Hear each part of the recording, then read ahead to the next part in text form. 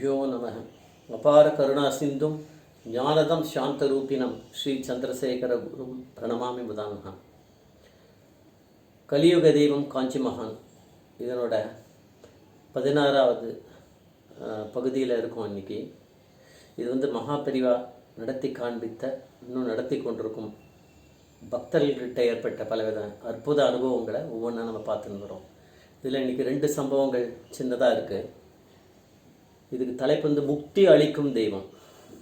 முக்தி அளிக்கிறதுக்கு என்ன பண்ணணும் அப்படின்னா நம்ம முதல்ல இந்த ஜென்மத்தால் அட்லீஸ்ட் இந்த ஜென்மத்தில் நல்லதாக பண்ணிட்டு இருக்கணும். அதில் எந்த வித சந்தேகமும் கிடையாது. அது ஒன்று. பிறந்ததுலேருந்து அப்படி ஒரு வேலை இருந்தாலும் ஒரு நேரத்துலேருந்தாவது நல்ல காரியங்களை செஞ்சுட்டு வந்துட்டுருக்கணும். நல்ல நமக்கு ஞானம் இருக்கணும். கூடவே நம்மளுக்கு முன் ஜென்மத்தோட இது நமக்கு ஏதோ பாக்கியம் இருக்குது அப்படின்னா அது பரமேஸ்வரன் போன்ற மகாபெரிவானால தெரியும் அவருக்கு. அப்போ முக்தி கொடுப்பார். இந்த மாதிரி ஒரு 2 பேருக்கு எப்படி முக்தி கொடுத்தார், கூப்பிட்டு முக்தி கொடுத்தார். நம்ம வேண்டிகிட்டே இருக்கோம், தினமும் அது கிடைக்குமான்னு தெரியல, ஆனால் கூப்பிட்டு கொடுக்குறாரு. மயிலாப்பூரில் ஒரு பக்தர் 80 வயசுக்கு மேற்பட்டவர். அவருக்கு யாருமே இல்லை. எல்லோரும் போயாச்சு. அவர் மட்டும் தனியாக தான் இருந்துட்டுருக்காரு. அவரால் ஒன்றும் நகர முடியாதுங்க. நடந்து போய் ஒரு இடத்துல ஏறி போய் மகாபெரிவாளை தரிசனம் பண்ண முடியாது. அதனால் மகாபெரிவா அவருடைய திருவுருவ படம் முன்னாடியே தினமும் வேண்டி அழுதுப்பார். நான் கடைசியாக ஆயுள் முடிகிறதுக்கு முன்னாடி உங்ககிட்ட உங்களை தரிசனம் பண்ணால் போகிறோம், அந்த ஒரு பாக்கியம் கொடுங்கன்னு வேண்டிட்டு அவர் ஆற்றுலேயே தான் இருந்தார். தினமும் அப்படி இருக்குச்சா கார்த்தால கதவு திறந்தவொடனே இப்படி எட்டி பார்ப்பார், யாராவது வந்திருக்காளா, யார் பார்ப்பா அப்படின்னு நம்மளுக்கு தோணும். ஆனால் திடீர்னு ஒரு நாள் ஒரு கார் நிற்கிறது. அதுலேருந்து ஒருத்தர் இறங்கி வராரு. அதெல்லாம் பஞ்சகச்சம் அதெல்லாம் கட்டின்னு விபூதிலாம் இட்டுண்டு எல்லாம். அதுலேருந்து மடத்துலேருந்து ஒரு அன்பர் வராரு. உங்கள் பேர் தானே இதுன்னு கேட்குறாரு. இவர் அந்த திருவுருவப்படம் காஞ்சி மகானோட படத்துக்கு முன்னாடி இவர் வேண்டின்றது என்னது, இது எப்படி அவருக்கு போய் சேர்ந்தது, அதெல்லாம் இன்றைக்கி யுகத்தில் இதெல்லாம் இருக்கிறவாளுக்கு புரியாது. இதெல்லாம் எப்படி நடந்திருக்குமா என்னன்னு அவளுக்கு புரியவே அதனால் அவள் சயின்ஸை தான் நம்பின்னு இருக்கா. அவளை பற்றி நம்ம பேச வேண்டாம். அவள் ஒரு வாசலில் நிற்கிறாரு. உள்ளே வாங்கன்னு உள்ளே போகிறாரு. உங்களை மகாபெரிவா உங்களை கூட்டின்னு வர சொன்னார் அப்படின்றாரு. அப்போ உடனே கடன்னு கிளம்பிட்டு அவர் காரில் ஏறிக்கிறார். இவர் தான் அவருக்கு உதவி பண்ணி காருக்கு வந்துடுறார். காஞ்சிபுரம் சேர்ந்தான்னா மடத்தில் இல்லை. அவர் காஞ்சி இந்த இதுக்கு போயிருக்காரு, கோவிலுக்கு போயிருக்காரு. அப்படின்ற மீனாட்சி இது என்ன காமாட்சி டெம்பிளுக்கு போயிருக்காரு, கோவிலுக்குன்னு மடத்தில் சொல்லிட்டா. அப்போ திருப்பி காமாட்சி கோவிலுக்கு வண்டியை எடுத்துன்னு போயிட்டு அங்கே போய் போடுறான். அங்கே போனால் அவன் கோவில் உள்ளே போகல, வெளியில் ஏதோ ஒரு மண்டபம் மாதிரி இருக்குது போல் இருக்குது. கோவிலுக்கு வெளியில் அந்த மண்டபத்தில் தரிசனம் கொடுத்துட்டுருக்கான்னு. அப்போ இவர் அங்கே போய் இருக்கிற கொஞ்சம் தூரம் இருக்குது, 10-15 அடி. நல்ல அவருக்கும் அவர் மேலே ஒரு மேடையில் உட்காந்துட்டுருக்காரு. இவர் போய் நிற்கிறாரு. நின்ற உடனே இவர் அங்கேருந்து ஆசீர்வாதம் பண்ணுற மாதிரி அவருக்கு பிளெஸ்ஸிங் கொடுக்குறாரு மகாபெரிவா. அவர் கீழே நமஸ்காரம், அவர் நல்லா தரிசனம் பண்ணிட்டார். அவரும் சிரிச்சுட்டே தரிசனம் கொடுக்குறாரு. கீழே இது பண்ணுறாரு, நமஸ்காரம். கீழே விழுந்து சாஷ்டாங்கமாக நமஸ்காரம் பண்ணுறாரு. எழுந்து பாருன்னு சொல்லிட்டு 1 நிமிஷம் ஆகுது.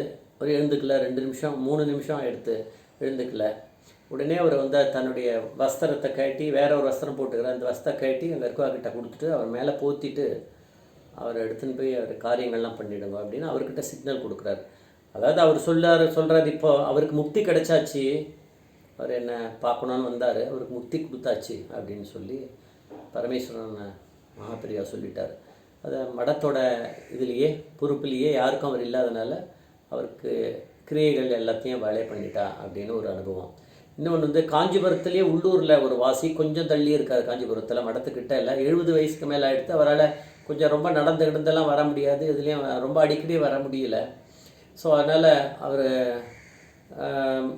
இவர் மேலேயே நினைப்பில் இருக்கார். ஆனால் கிளம்பி ஒரு நாளைக்கு வந்துடுறாரு.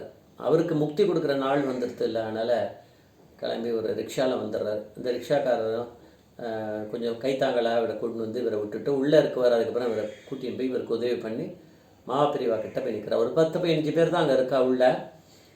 இவர் புரிஞ்சுட்டார், அவர் முக்தி கொடுக்கறதுக்காக வாங்கிக்கிறதுக்கு வந்திருக்காருன்னு தெரிஞ்சுடுத்து.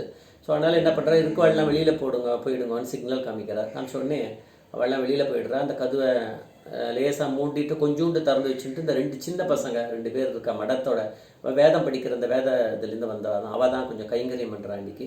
இந்த 2 பசங்களை வெளியில் நில்லுங்கப்பா, நீங்கள் வந்துட்டே இருங்கோ, யாராவது வந்தால் இன்றைக்கி தரிசனம் இல்லை, வேறு ஏதோ வேலையாக இருக்கா பிரிவான்னு சொல்லிவிடுங்க, நாளைக்கு வர சொல்லுங்க எல்லாரையும் சொல்லிவிட்டு அந்த பசங்க வெளியில் நின்றுட்டு லேசாக கதவு திறந்துன்னு உள்ளே என்ன நடக்குதுன்னு எட்டி பார்த்துட்டே இருக்காவா. இவர் எதிர்க்க கொஞ்சம் ஒரு 10-15 அடி தள்ளி தான் இவர் ஒரு மேடையில் உட்காந்துட்டு இருக்காரு. இவர் எதிர்க்க இவருக்கு ஒரு ஒரு ஒரு இது மாதிரி இருக்குது, தின்ன மாதிரி இருக்குது. அதில் ஏன்னா வயசானவர் இவரால் நிற்க முடியல, உட்கார வச்சுட்டார். வந்துட்டு அங்கேருந்து அவர் கேட்குறாரு ஃபஸ்ட்டு ஏன்னா தெரியறதா அப்படின்னு கேட்குறாரு. அவர் நல்லா உத்து பார்த்துட்டு தெரியல அப்படின்றாரு. அதுக்கப்புறம் அவர் வந்து பக்கத்தில் வில்வ மாலை இருக்குது, இறங்கி அதை போய் வில்வ மாலை எடுத்துகிட்டு வந்து தலைமையில் சுற்றி வச்சுண்டு அங்கேருந்து இப்போ தெரியறதா என்ன அப்படின்றாரு. தெரியல அப்படின்றாரு. அதுக்கப்புறம் அங்கே ரோஜா மாலை ஒன்று இருக்குது, யாரோ பக்தர்கள் கொடுத்தது இருக்குது, அதை எடுத்து தலை மேலே அதை வச்சுண்டு இப்போ என்ன தெரியறதான்றாரு. தெரியல அப்படின்றாரு. அப்புறம் இதுக்கப்புறம் வந்து கொஞ்சம் தள்ளி உள்ளே போய் பக்கத்தில் ஒரு சின்ன ரூம் இருக்குது, அங்கேருந்து ருத்ராட்சமா இது இருக்குது, மாலை இருக்குது, அது எடுத்து தலைமையிலேயே வச்சுட்டு அவர் சிரசில் வச்சுட்டு இப்போ தெரியறதான்னு கேட்குறாரு. அவர் கண்ணில் ஒரே அழுக வந்துடுது, தெரியறது. அதனால தான் வந்து கீழே விழுந்து நான் சாஷ்டாங்கமாக நமஸ்காரம் பண்ணி அவர் வந்து பரமேஸ்வரனேன்னு சொல்லிட்டு தாடையெல்லாம் போட்டுண்டு நல்லா தரிசனம் தெரியுறது அப்படின்றாரு. அப்போ வந்து இந்த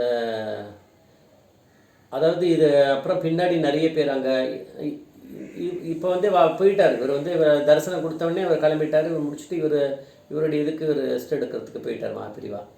அவ்வளோதான், அன்றைக்கி இது முடிஞ்சுது. இந்த 2 பசங்களும் வந்து வெளியில் இவருக்கு சொல்லி அனுப்புகிறார், இவள் அந்த ரிக்ஷா ஏதோ வந்திருக்கு, இவருக்கு எப்படி தெரியும் ரிக்ஷா அங்கே வெளியில் இருக்குது, அதில் ஏற்றி விட்ருங்க, போய் சேரட்டும் ஜாகிரதையாக அவர் வீட்டுக்கு அப்படின்னு சொல்கிறார். வீட்டில் ஏற்றி அனுப்பிச்சி விட்டுறாவா போகிறாரு.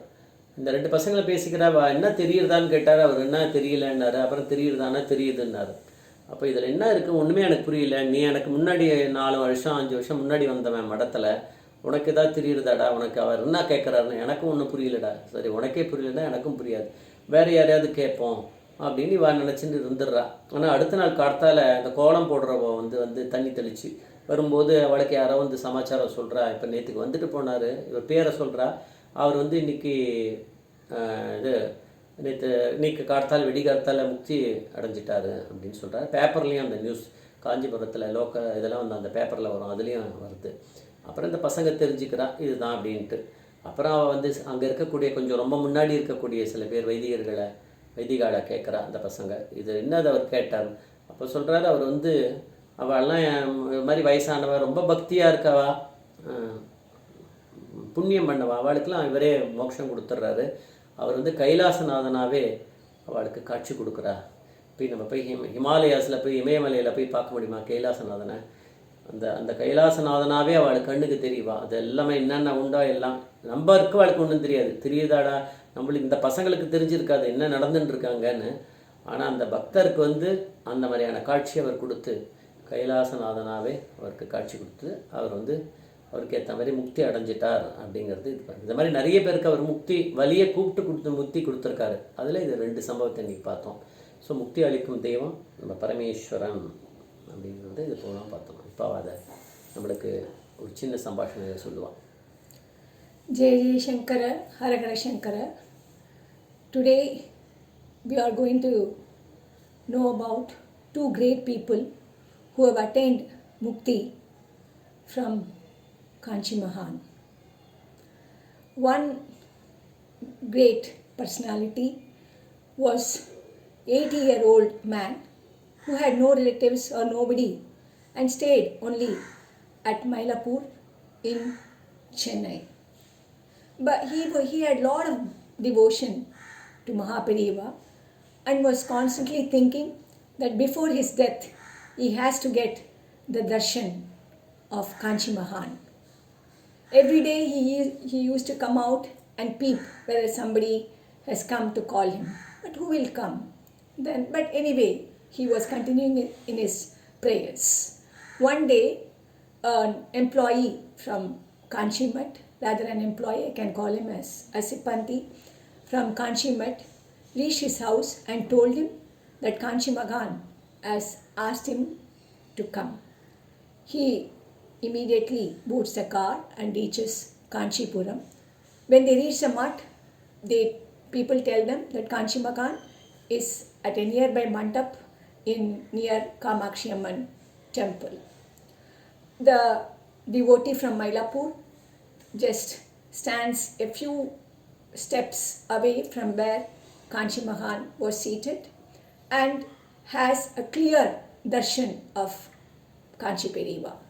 Periva also passes on his blessings with his usual smile. Then the devotee does sakshanga namaskarams, and 1 minute passed by, 2 minutes passed by, and 3 minutes passed by. The 80-year-old man did not get up. But Kanchi Periva knew what had happened, so he took out his shawl and told the Sippandis to cover on that man and carry out what has to be done. So the 80-year-old man's rituals and funeral rites were conducted by the mud people themselves, as he had no one. So, having believed in God, see what a nice end he has got. He has attained mukthi. Another person was staying in Kanchipuram itself, and he was 70-year-old, and he too had lot of devotion to mahaperiyava. One day he hired a rickshaw and went to see the Mahaan. The Mahaan asked him to be a few yards away, and he asked the other Sippandis to just walk out for some time. There were two boys. The boys were learning Veda in the mud, and Kanchi Periva told them to stand near the doorstep so that nobody comes inside. So these two boys were waiting outside, and that time Kanchi Periva was wearing one rose garland, and he asked the 70-year-old man, "Can you see this?" He said, "No, I am not able to see anything special." Then he puts the vilva mala on his head and asks him, "Can you see anything special now?" He says, "No, I am not able to see anything special." Then he moves on to a nearby room. He takes a rudhraaksha mala and adorns, Kanchi Mahaperiva adorns his head with the rudhraaksha mala. Now he asks the bhakta, "Can you see at least now?" Then he says, "Yes, I am able to see the Kailashapati, the one who is at Kailasa, the Pratyaksha Parameshwara." And the devotee received his blessings and leaves the place. These two boys were wondering what is going on inside, but they couldn't understand anything. One had been working in the mud for the past 4 or 5 years, but still the boy could not understand what was going on inside. What is he asking? "Can you see me? Can you know something?" They couldn't understand anything. Then the next day, the maid who puts the kolam in the early morning comes and tells that the person who visited the mutt and had darshan of mahaperiyava has attained the heavenly board. He has attained mukthi, and it had also appeared in the newspaper. So this was how the 70-year-old devotee and the 80-year-old devotee had been given mukthi and true devotion, and Mahaperiyava is always invites those devotees and gives them mukthi. What else to know about that great Mahan? J Shankara, Hara Hara Shankara. J Shankara, Hara Hara Shankara, Mahaperiyava Padame Charanam, Mahaperiyava Padame Charanam.